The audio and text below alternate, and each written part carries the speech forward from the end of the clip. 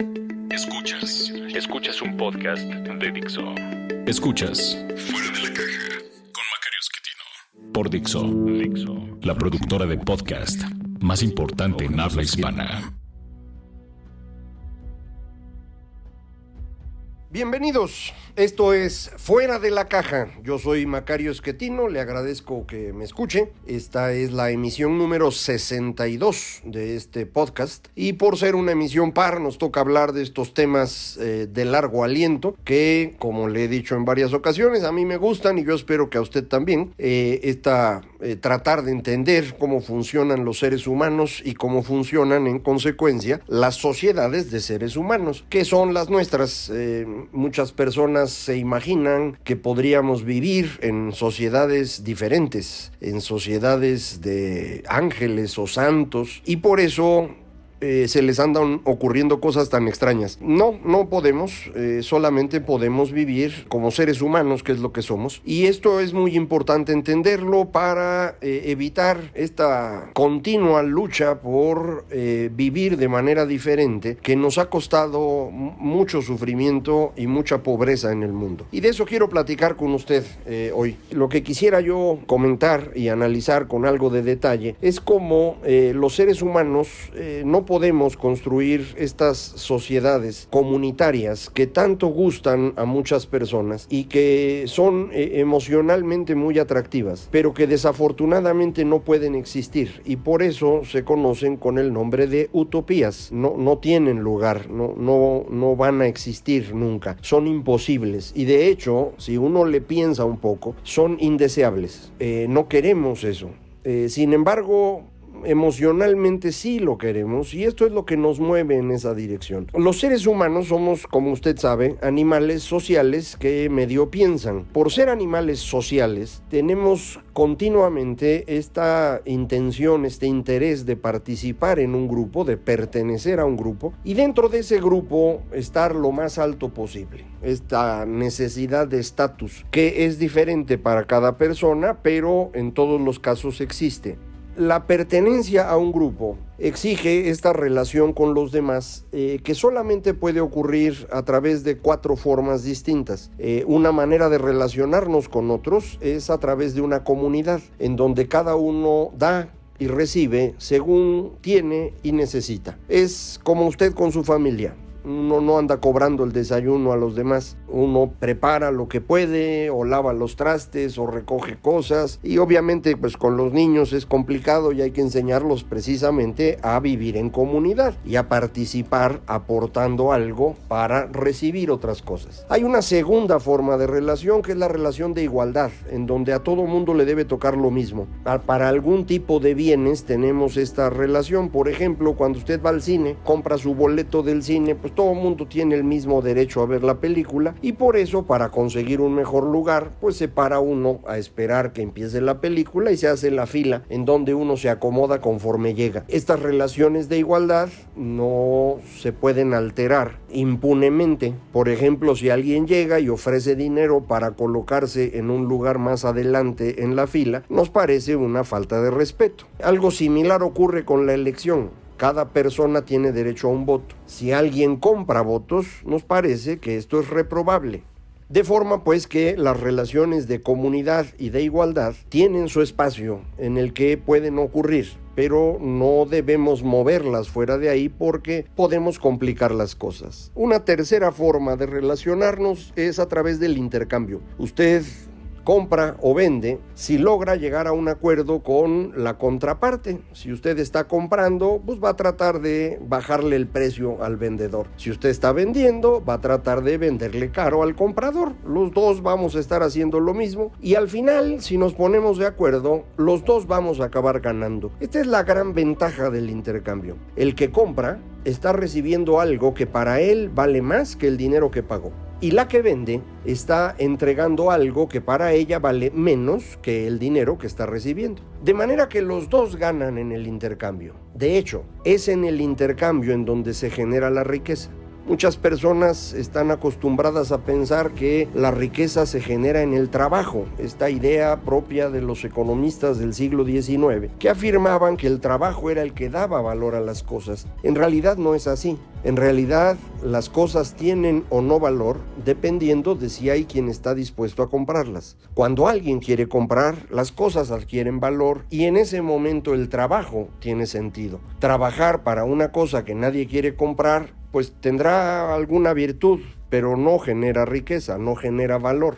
Lo mismo ocurre con la producción en sí. La producción no genera valor, es el intercambio el que genera valor. Estas relaciones de intercambio entonces son muy valiosas porque no solamente nos permiten relacionarnos, perdone la redundancia, con los demás, sino también generar riqueza. Hay finalmente una cuarta forma de relación con otros seres humanos y es la relación de autoridad, en donde quien tiene autoridad manda y los que no tienen autoridad obedecen. ¿Por qué le comento estas cuatro formas? Porque todas estas ideas de generar una comunidad artificial, lo que tratan de hacer es eliminar el intercambio y dar en su lugar una relación comunitaria. Nos dicen, por ejemplo, que en las relaciones de intercambio los precios no son justos y que podemos obtener precios justos a través de esta relación de comunidad. Esto suena bonito, e insisto, suena más bonito porque es un asunto emocional y por ser emocional es más atractivo todavía para los adolescentes y los jóvenes que tienen esta vocación emocional mucho más desarrollada que los más adultos. De manera pues que es entre jóvenes y adolescentes que estas ideas se vuelven muy exitosas. Hemos construido utopías a lo largo de la historia humana en una gran cantidad de ocasiones y en todas lo que nos han dado estas utopías es pobreza y autoritarismo. Y la razón es muy simple. Si usted intenta sustituir las relaciones de intercambio por relaciones de comunidad, ya no están el comprador y el vendedor obteniendo lo mejor posible. Están obteniendo lo que se puede. Y al no obtener lo mejor posible, uno de los dos o ambos ya no están ganando. Y al no ganar, ya no se generó riqueza. De manera que la sociedad en su conjunto, al eliminar las relaciones de intercambio, lo que hace es eliminar la generación de riqueza. Y la sociedad empieza a empobrecer. Y conforme la sociedad empobrece, las tensiones crecen y quienes promovieron la vida en comunidad se dan cuenta que no van a poder mantener esta sociedad funcionando y entonces se mueven a relaciones de autoridad. Y este es el autoritarismo. Todas las utopías han terminado exactamente en lo mismo, en pobreza y en autoritarismo. Pueden ser utopías religiosas como las que se construyeron en abundancia en el siglo XVI, pero después de esto han vuelto a existir en varias ocasiones. Pueden ser estas comunidades construidas alrededor de la naturaleza, como se hizo en el romanticismo, como se hizo en el socialismo utópico, que es contemporáneo al romanticismo.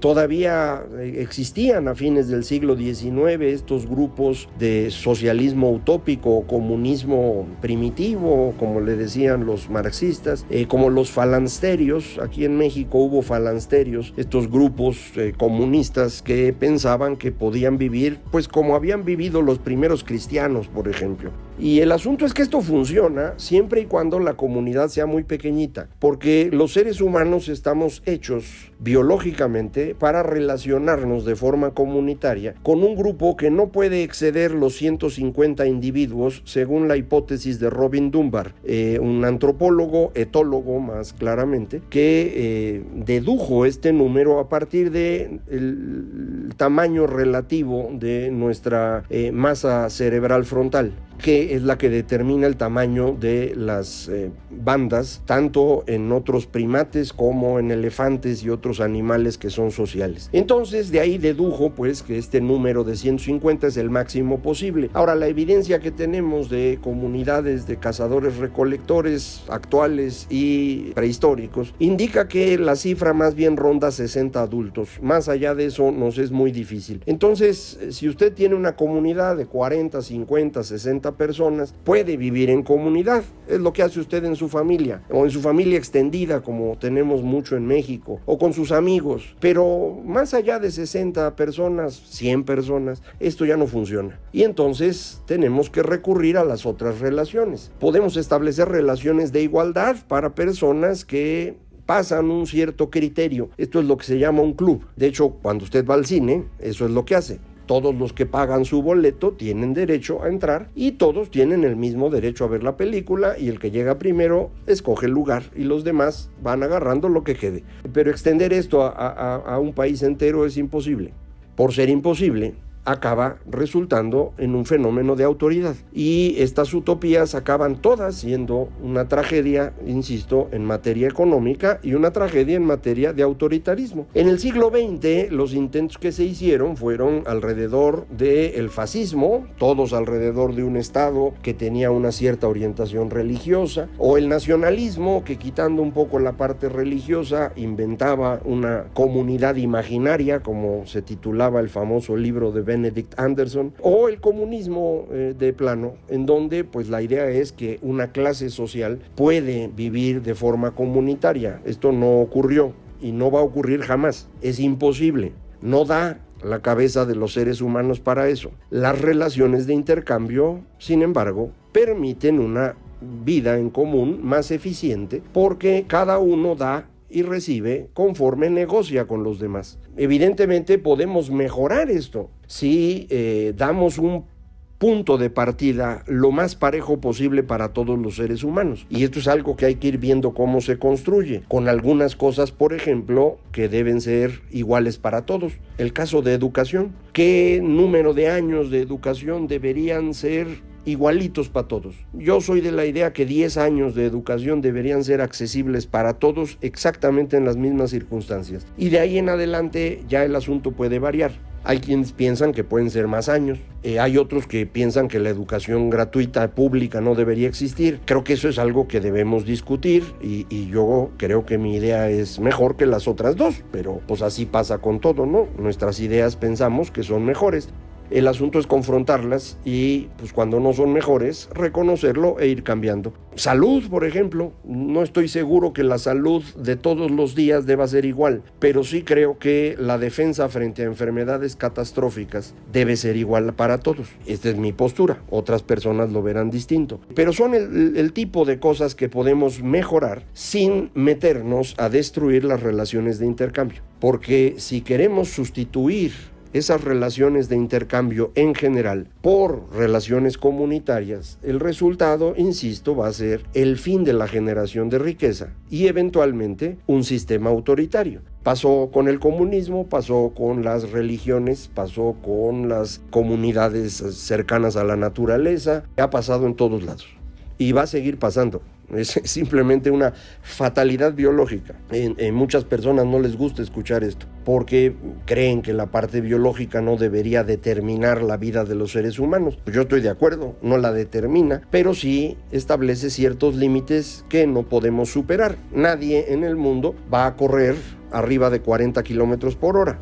No se puede. Bueno, pues ni modo, no se puede. Va a ser muy difícil que alguien corra la maratón entera en 1 hora y media. Pues sí, son límites físicos. Bueno, esos mismos límites físicos existen para nuestras relaciones con otras personas. Así es como funciona nuestra capacidad. Comento todo esto porque estamos viviendo una nueva época en la cual la idea de construir comunidad se está volviendo muy atractiva.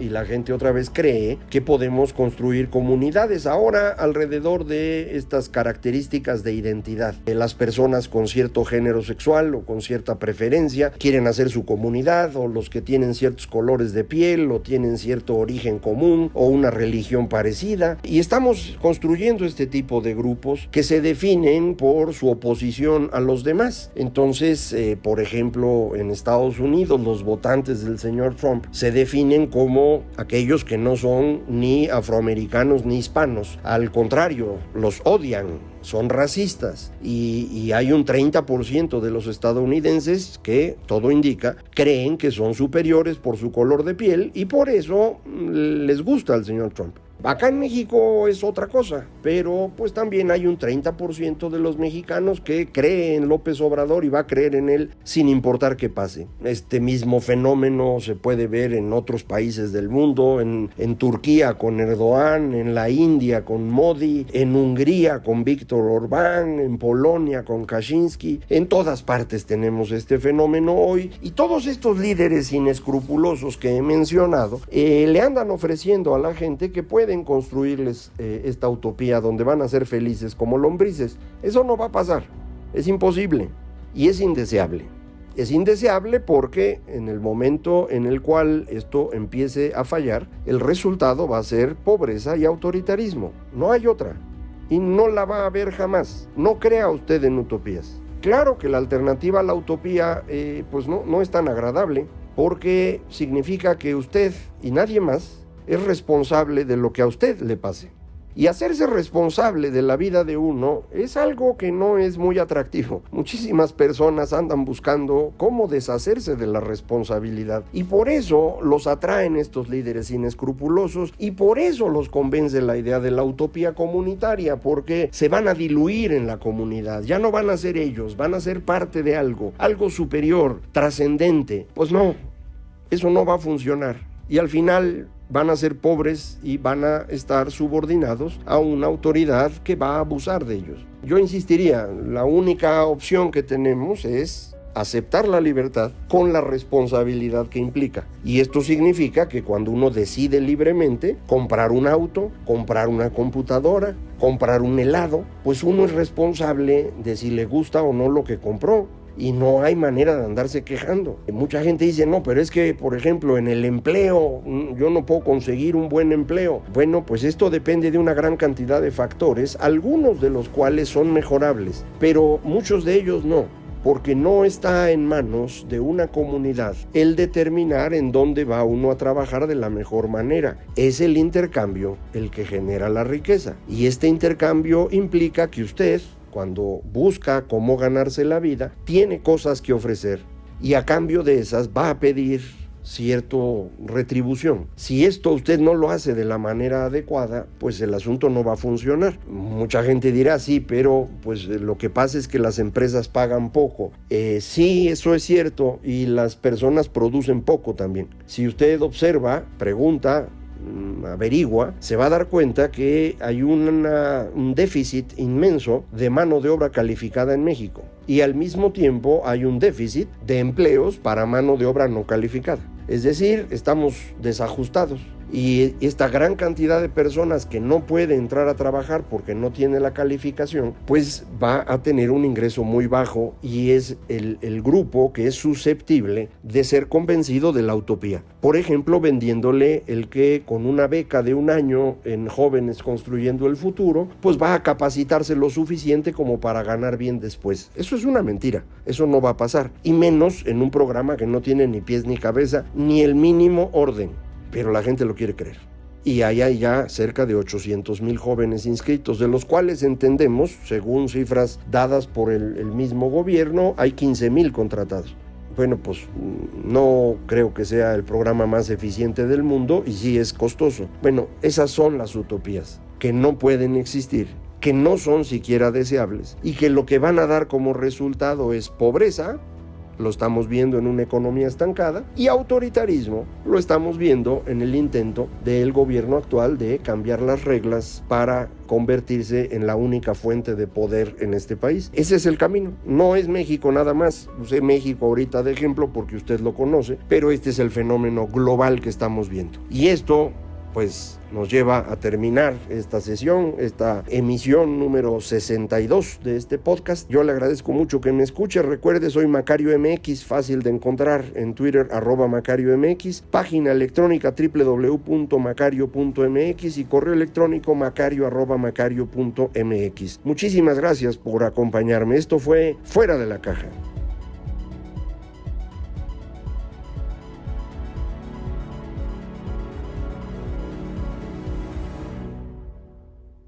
Dixo presentó Fuera de la Caja con Macario Esquetino. La producción de este podcast corrió a cargo de Pedro Aguirre. Coordinación, Verónica Hernández. Producción general, Dani Sadia.